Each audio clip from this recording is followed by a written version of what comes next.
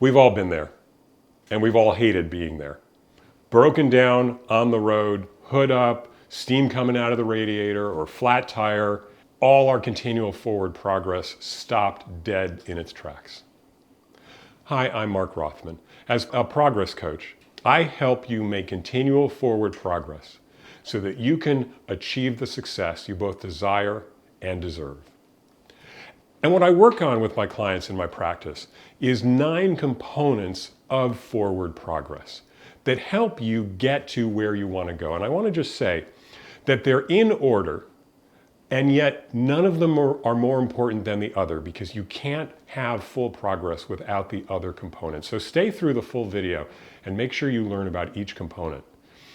And yet they do have to be in some order, in the same way the dictionary has the A letters before the B. That doesn't make the A letters better, but it is a critical way of how we move forward, and we'll get to that.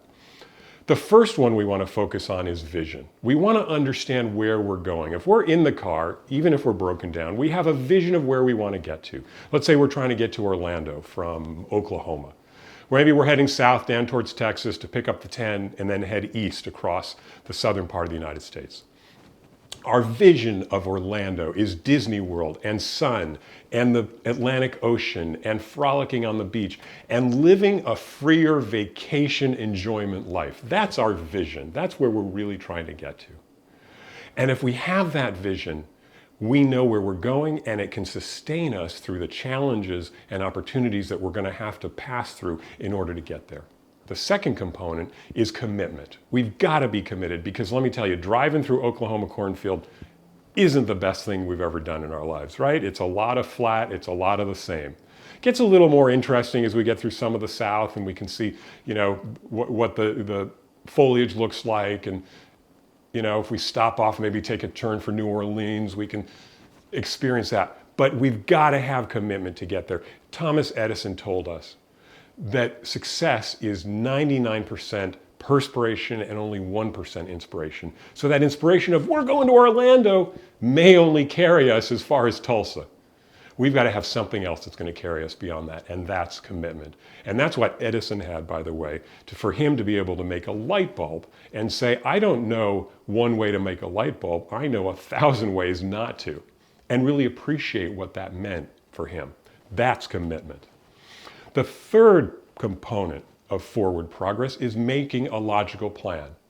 I'm going to leave my house. I'll pass through Tulsa. I'll head south, then head east on the 10.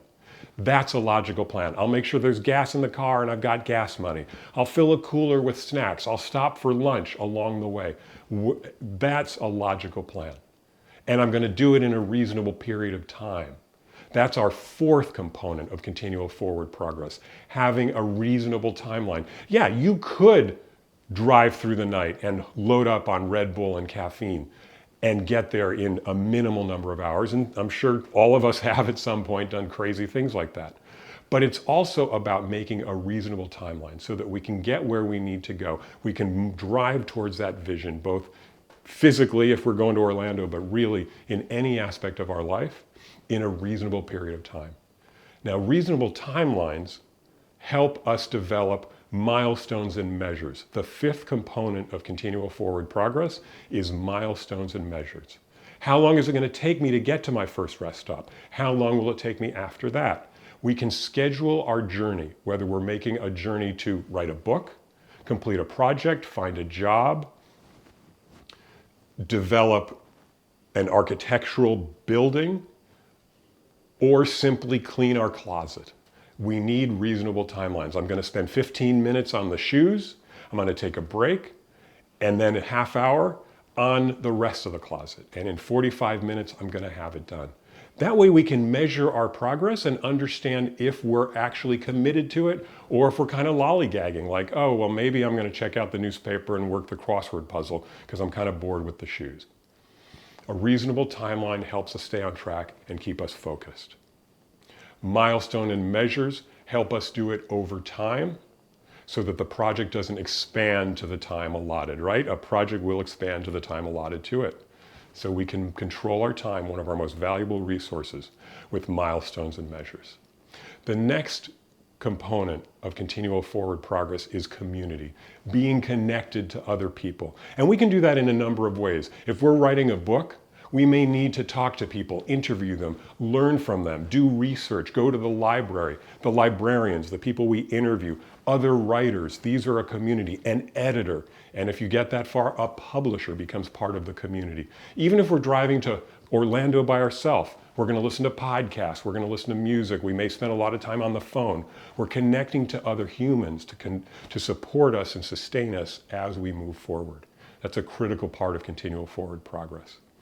The seventh component of continual forward progress is challenge, risk, and developing new skills. If we're not doing something that challenges us, if we're not doing something that asks us to take risks and to try and learn new skills, are we really moving forward? We can get a lot of exercise by treading water in a pool. But that's a lot different than doing a 50-lap Ironman swim. We've got to be able to test ourselves, to take a risk and develop new aspects of ourselves so that we can really expand our capacity and our ability to get ourselves to that vision that we've set out for ourselves. That leads us to the eighth component of continual forward progress, which is failure, because whenever we're trying something new, whenever we're taking a risk or challenging ourselves, the risk is we'll fail. We are terrified of failure. I understand that. It hurts. It sets us back. It wounds our ego. It wounds our sense of ourself. And it can make us feel like we'll never get where we want to go. But if you ask anybody who's succeeded, they'll say, you know, success is actually the easy part. Failure's the hard part, but it's the part that powered me and taught me what I really needed to learn to be able to get to the success that I've achieved. And so failure is something we actually can learn to embrace. It's the supercharger that's really going to move us forward. And the last component of forward progress is trusting the process. Failure is a big example of that. We've got to trust the process, that failure is part of it. But it's also about maintaining our commitment and knowing that we may be on day 47 of a 90-day project, but we're going to get to that finish line simply by showing up day after day. We're trusting the process. We're trusting the process that being connected to a community can give us strength, can give us new ideas, can support us when we have failed.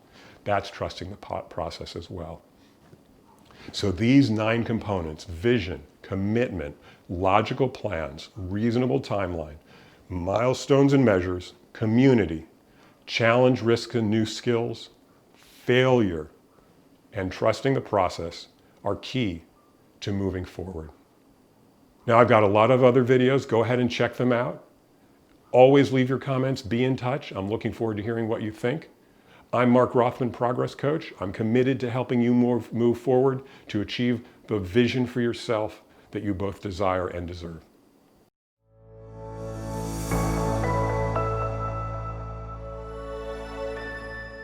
Thanks for watching. If you like this, check out some of my other videos.